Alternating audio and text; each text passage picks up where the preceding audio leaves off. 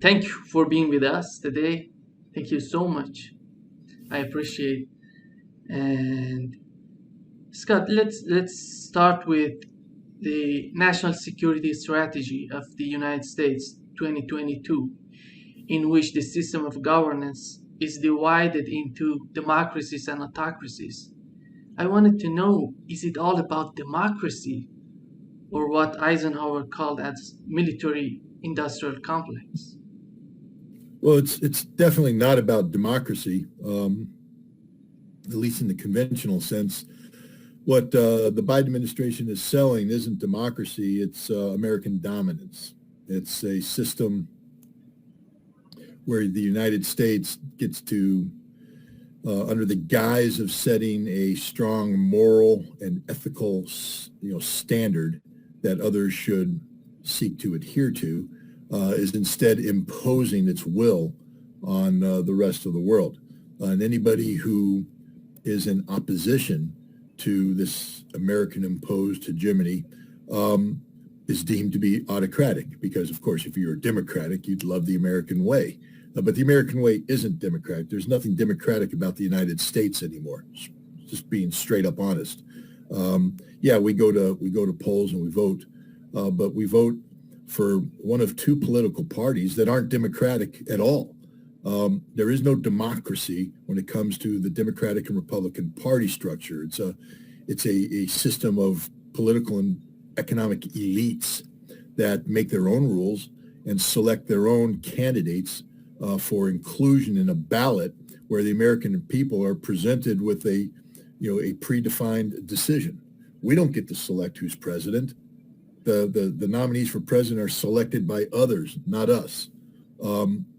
So it's not a democracy, and it's failing across the board to meet the needs of the people. It meets, of course, the needs of corporate America, thanks to Citizens United. Now corporate America is deemed to be a citizen online with actual citizens, and they have the money necessary to influence politics far beyond anything the average American could ever hope or aspire to.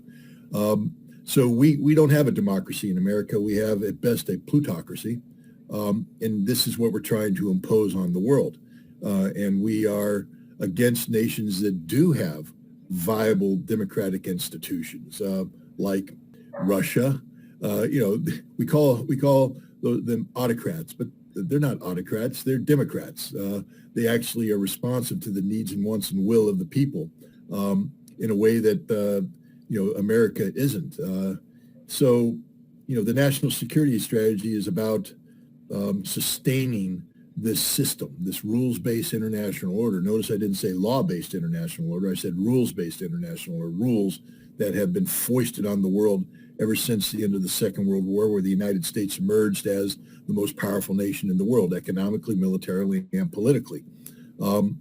So there you are. It has nothing to do with democracy, nothing to do with autocracy, everything to do with continuance of American global domination.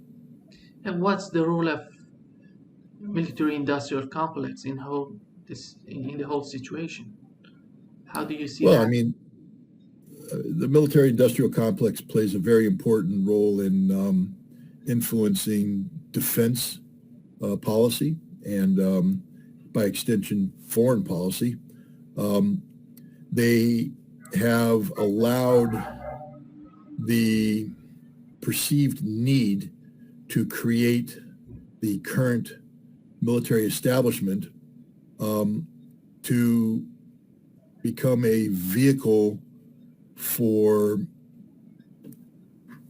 dominating Congress, preventing Congress from deviating off course. It's the military-industrial establishment is the root of what people would call the deep state in the United States. It is a permanent, non-elected body that exerts extraordinarily influence on the elected body.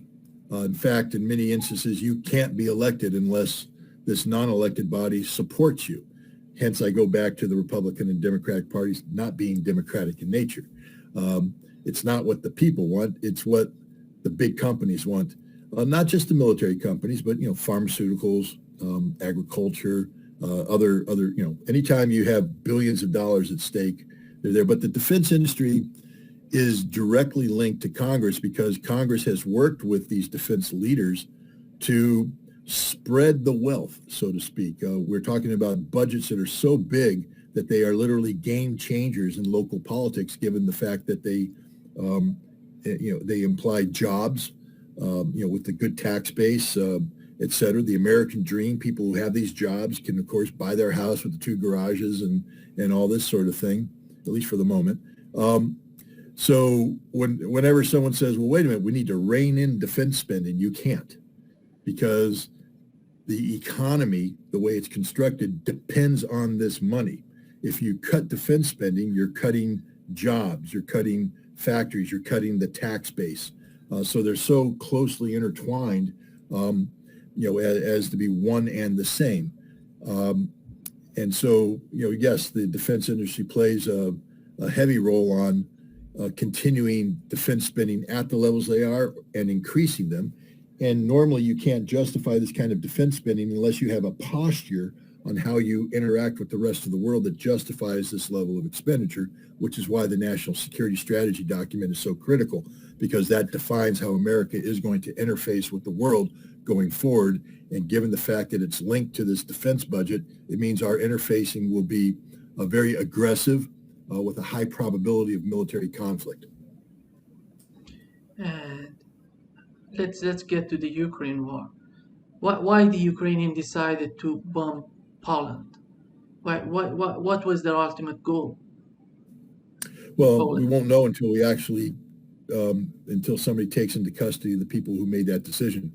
I personally believe that the decision was made at a lower level by an ultra-nationalist who fired a Ukrainian surface-to-air missile into Polish territory for the express purpose of creating a crisis, and they got what they wanted.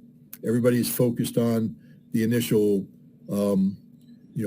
outcries from Poland and the Baltic states and the Czech Republic, blaming it on Russia and asking for an Article 4, to convene Article 4 discussions on possibly creating a no-fly zone. There was no Article 4 discussion. The adults in NATO said, no, we know what happened here. And there won't be a no-fly zone now. But look what they got. Look what they accomplished.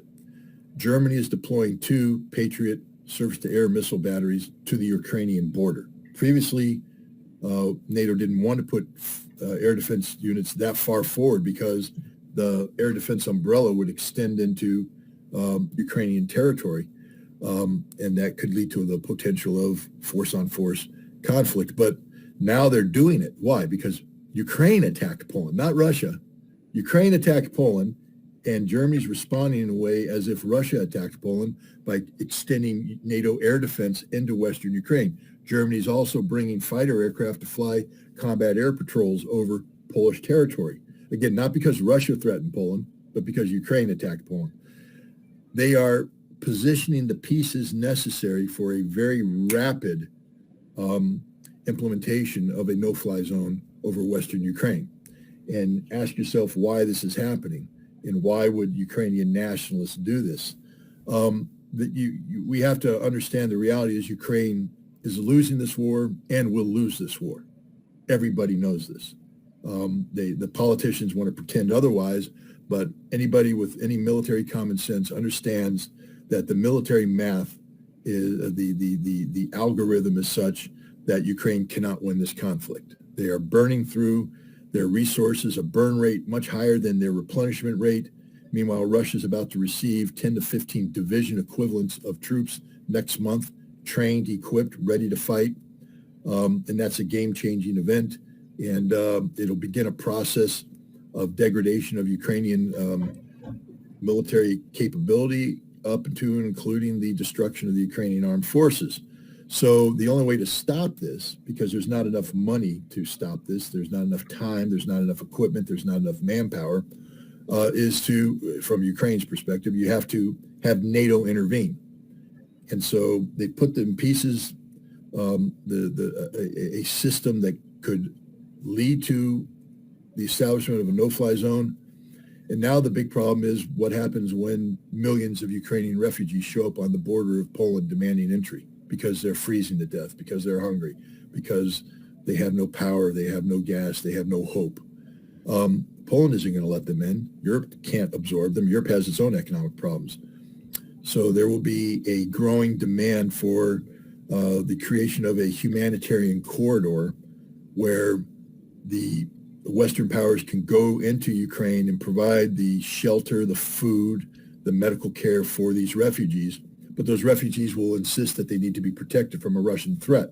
So then they'll implement a no-fly zone. That's the direction we're heading. And it's a very dangerous situation because I don't know how Russia would respond to that. Does Poland have air defense system or no? Yes, they do. What it didn't work? Well, first of all, air defense isn't perfect, meaning you don't always shoot down what you're looking at. Second of all, their air defense has suffered, like the rest of NATO, from a lack of attention. Just because Russia, moved into Ukraine in February doesn't mean that Poland solves all of its problems ever since. Poland has put a lot of its money into its ground forces, supplying material to Ukraine, and they haven't paid as much attention to air defense as necessary. They don't have modern air defenses. That's just why Germany is being called upon to deploy the Patriot missile to the Ukrainian border.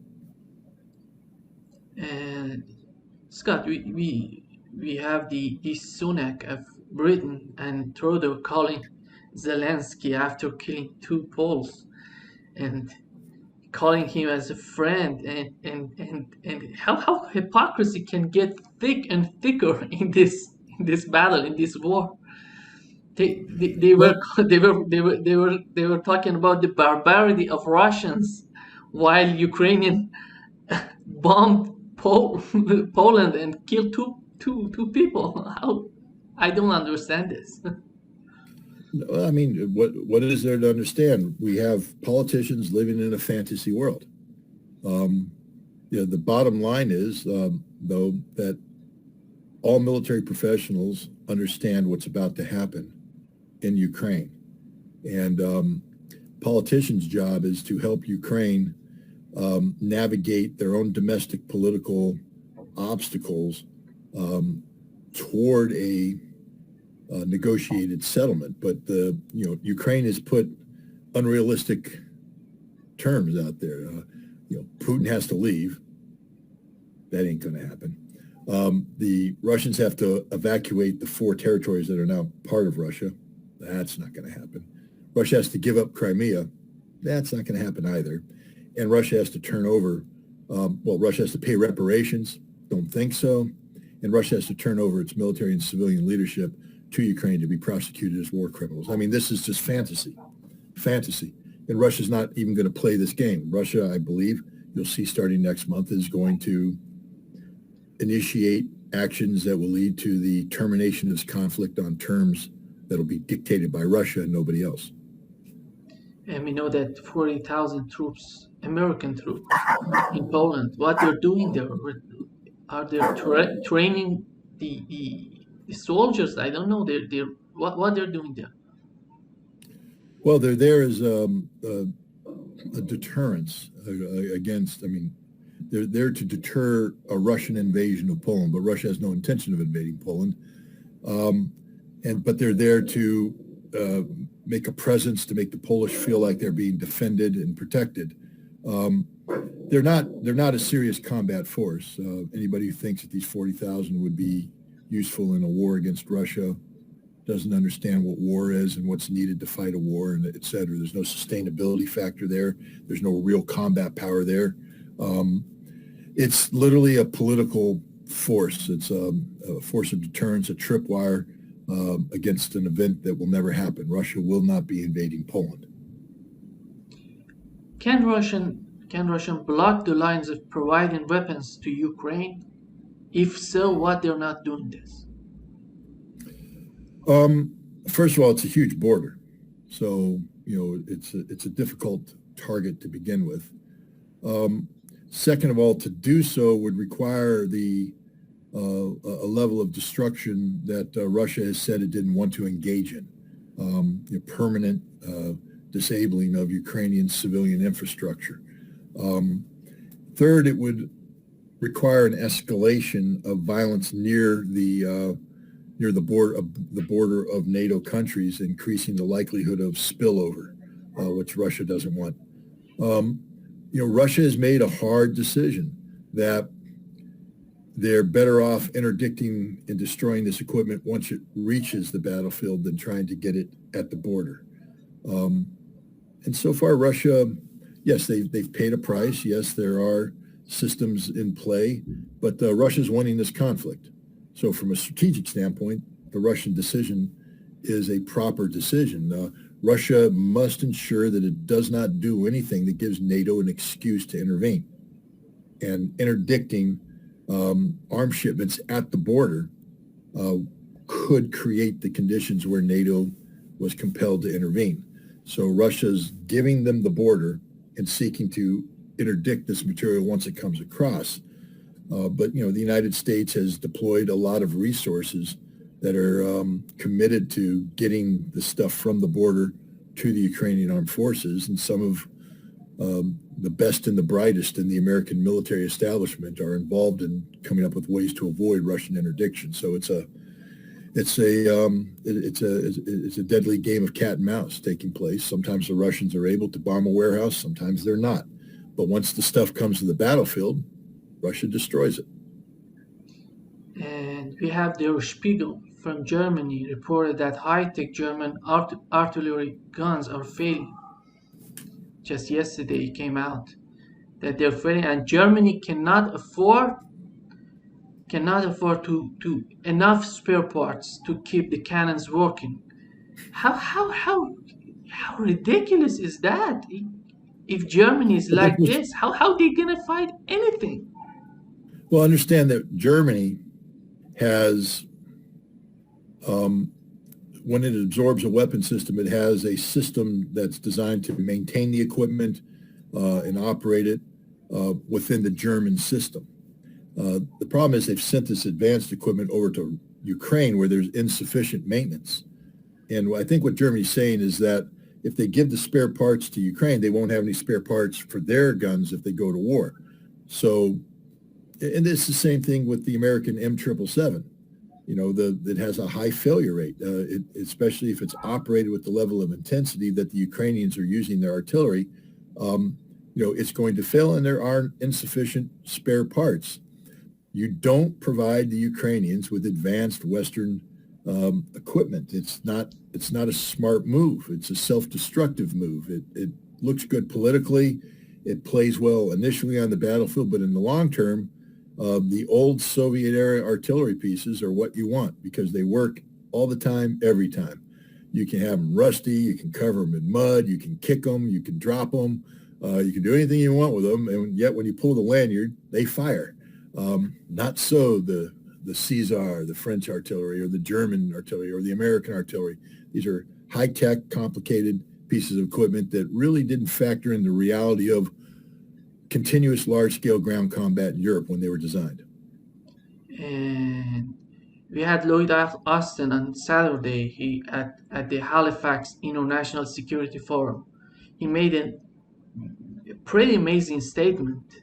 In this statement, in the first part, he says that Russians have a massive military and impressive weapons, which debunks all the analysis by Petraeus since the war started.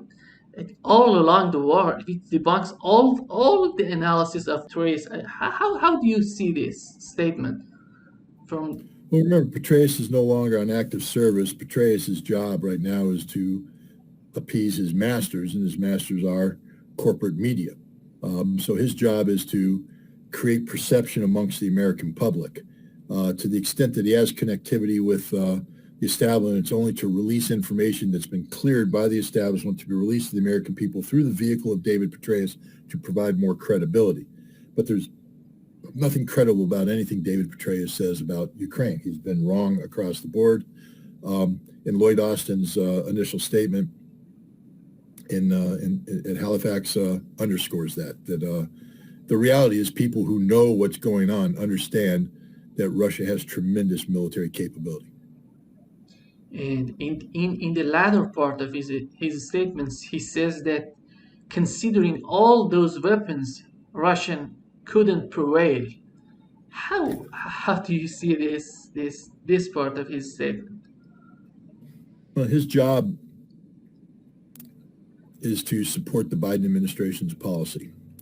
So he cannot be seen as saying anything that undermines that policy. One would think that his job would be to provide accurate information to the president about military affairs, but that's not his job. That's the job of the chairman of the Joint Chiefs of Staff, Mark Milley, who recently said, we need to be looking for a negotiated off-ramp here because Mark Milley knows that we can't win, that the West can't win. But Lloyd Austin can't say that. He's a political appointee.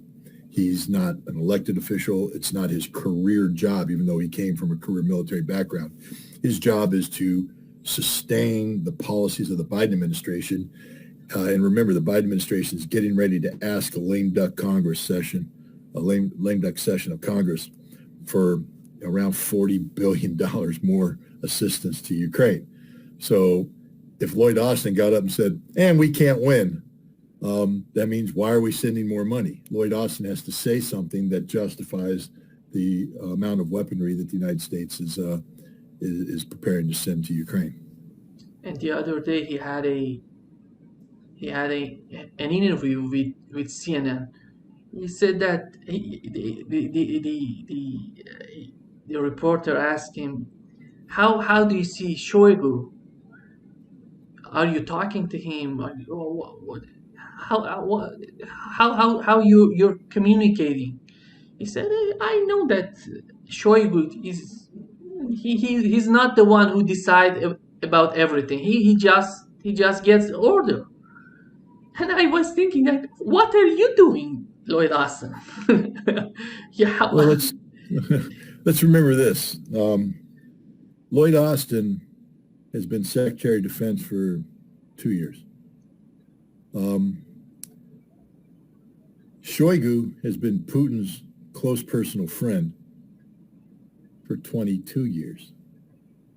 Now, you tell me, who do you think has more influence on whom?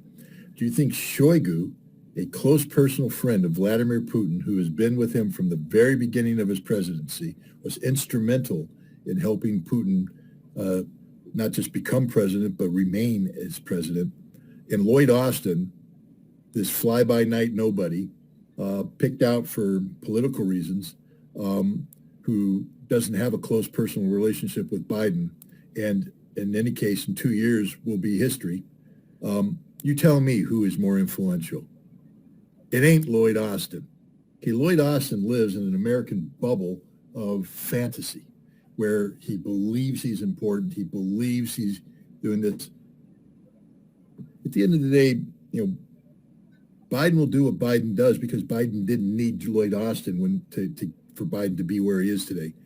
Vladimir Putin understands that the role that Shoigu has played over the years in supporting him. Shoigu is loyal. Shoigu can be trusted. And so when a trusted, loyal friend/servant, because remember, they go on vacations with each other. When was the last time Joe Biden went on vacation with Lloyd Austin? When was the last time they went fishing, together, camping, etc.? No. So Austin lives in a fantasy world. He's impressed with his own importance, and he is being dismissive of something he doesn't understand. He doesn't know Shoigu.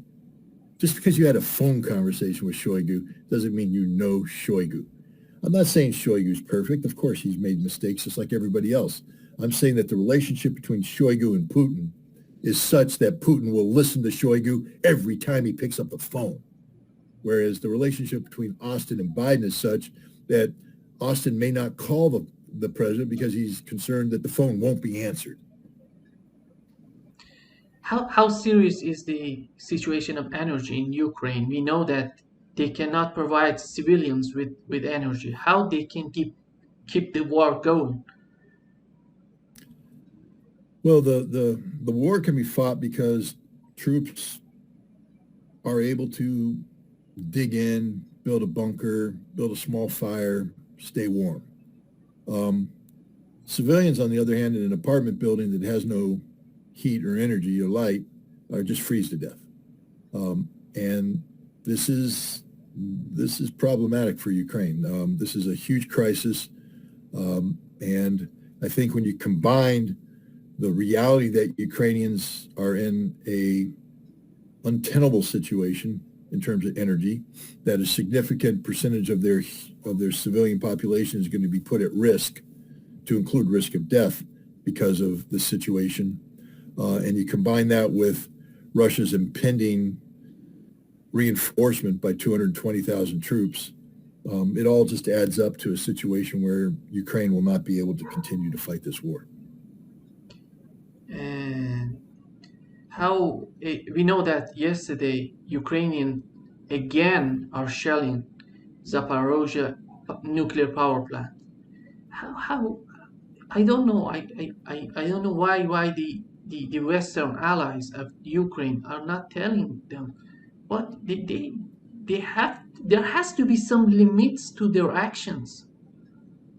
Well, it's just the opposite. The Western allies are telling the Ukrainians to shell it, keep shelling it, don't stop shelling it, create this sense of emergency so that the International Atomic Energy Agency can negotiate the demilitarization of the plant and taking over the plant, taking it out of Russian control and turning it over to Ukrainian control. That's the goal right now. So the West will never condemn this. The West will always support it. They're implicitly telling the Ukrainians to keep shelling it because they're not telling the Ukrainians to stop. So by not telling the Ukrainians to stop, you're basically saying keep on doing it. Meanwhile, they're pressing the IAEA to go forward and make the case for the internationalization of the Zaporizhzhia nuclear power plant, with an eye to, once that occurs, to turn it over to Ukrainian government control. And the Financial Times reported that there are rumors that I don't know if there are tensions between the top military commander of Ukraine and between him and Zelensky. How is there a gap started to develop in between them? Well, there's always been a gap.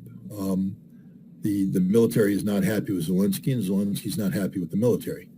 The military knows the reality is they cannot continue this fight without the tens of billions of dollars of assistance provided by NATO and the United States and others, and that the person that's responsible for getting this assistance is Zelensky.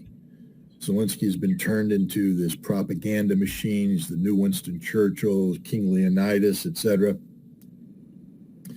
And so the military has to tolerate Zelensky, and Zelensky therefore has leveraged the influence he has over the West into the ability to dictate courses of action to the military, insisting that the military conduct offenses that serve very little military purpose but have political value that Zelensky believes he needs to go to the West for more money.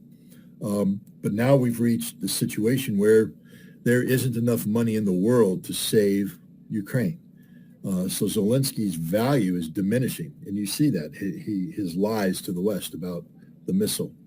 People are already, saying he's. He knew that. He knew that. Doesn't matter what he knew; it matters what he said. He's the commander in chief. He's the president. You don't open your mouth until you know all the facts. You don't commit to a narrative until you know all the facts. He committed to a narrative that's wrong, and he's doubled down, and he's embarrassed himself, and the military is embarrassed for him. You see in the West, the general has a high profile now. Everybody's talking about him, about how good of a general he is, a good military commander, he's a good leader. And Zelensky is being called a fool, a buffoon, or people just stop talking about him. So the general star is rising. Zelensky's star is dimming. And we have ex-Japanese Prime Minister saying that Zelensky is making Ukrainians suffer. I I wonder why he's doing this to Ukraine and Ukrainians. It seems that he's ready to risk the entire world in this war. Well, remember, he is a comedian who was put in power by an oligarch to do the bidding of the oligarch and had found himself leading a nation at war, and he's totally unqualified to do so. He is a product not of his resume and his accomplishments. He's a product of a script that has been written for him by others. So if you're saying that Zelensky is, wants his country to be destroyed, no, Zelensky's simply doing that which other nations have told him to do under the notion that Ukraine can somehow be saved. But Ukraine can't be saved because nobody was ever interested in saving Ukraine. They were only interested in harming Russia. And so the West was willing to sacrifice everything to achieve the objective of harming Russia. And because Zelensky was a compliant tool of the West, his policies have ultimately end up doing extraordinary harm to Ukraine. And how do you see the midterm elections in the United States? The other day I was talking to Professor Jeffrey Sachs. He was hoping, it was before the election, he was hoping that this change, if Republicans wins, at that time he was talking about this. If Republicans win, we may see the change in the U.S. policy. How do you see this? He's gonna Pelosi. We know that Nancy Pelosi is stepping down, but is it going to change the U.S. policy on Ukraine? Ultimately, probably not in terms of the policy, which is to back Ukraine, oppose Russia, etc. But the amount of money that's provided Ukraine may, in fact, change, especially if people like Margaret Taylor Greene are able to ask questions and demand answers of the military that the current Democrats were unwilling to do so. When it becomes clear that we've provided Ukraine with tens of billions of dollars that nobody can account for, we don't know where it went, we don't know how it was used, we don't know if it was used to support terrorists in Europe, etc. That creates a political momentum of its own, and there's no telling what that will lead to. Whether the appointment of an inspector general, because Americans want to continue to supply Ukraine with tens of billions of dollars, but this time they want it to be accounted for, or the reduction of aid until which time Ukraine can, tell us how it was used, or a withdrawal from Ukraine. We don't know what the spinoff is. Initially, the Republicans appear to be inclined to continue to support a war against Russia because the Republicans are as deeply infected with the Russophobic disease as their Democratic counterparts are. They hate Russia. So it's not about stopping a war because the Republicans think that the Russians are okay and they can do business with them. It's about stopping the funding of a war because the American taxpayer is furious that money is being sent to Ukraine but not spent on their needs at home. And Scott, for the final, can you talk about your book? I see your book behind you, and it's about a template for peacemaking. Could you talk about your book for our audience? You mean this book here? Yes. Disarmament, exactly. Perestroika, yeah. Arms Control, and the End of the Soviet Union. Sure. I think, I was one of the inspectors that was involved in this treaty. This is a treaty that was signed in 1987, implemented in 1988 to get rid of an entire class of nuclear weapons that was threatening Europe with imminent destruction. Intermediate range missiles, the SS-20 missile on the Russian side, the Pershing II, and the ground-launched cruise missile on the American side. There were other missiles involved. Those are the big players. My job was to go to the factory that produced the SS-20 missile and monitor it to make sure they weren't producing them, because the SS-20 missile was banned. And the story of how myself and a small number of American inspectors working together with their Soviet counterparts were able to build from nothing this very complex monitoring system with all the political problems that are going on back and forth is one of the untold successes of the Cold War. People have heard about the INF Treaty, and they know that there are weapons inspectors involved, but they don't know anything beyond that. This gets into the nuts and bolts and shows just how hard this job was and how close to failure we came on several occasions, how much opposition there was to this treaty, both in the United States and the Soviet Union, and how that opposition almost tripped up the inspectors and caused the treaty to fail. We overcame all of this. It also is a very interesting piece of Soviet history, because I talk about arms control and the end of the Soviet Union.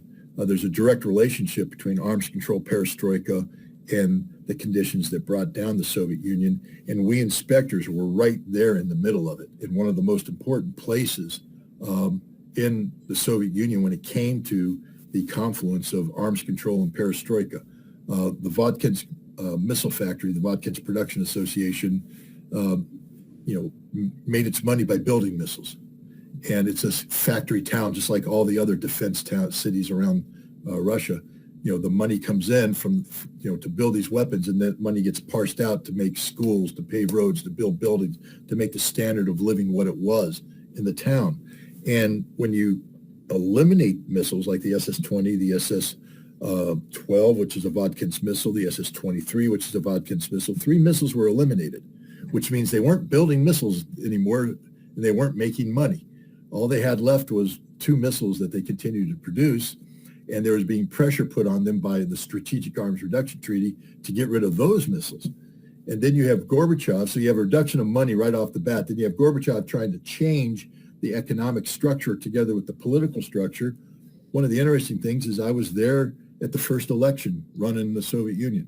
I mean, I watched it. We watched the candidates debate. We read their proposals, and then I attended the actual polling place and was able to see democracy in action.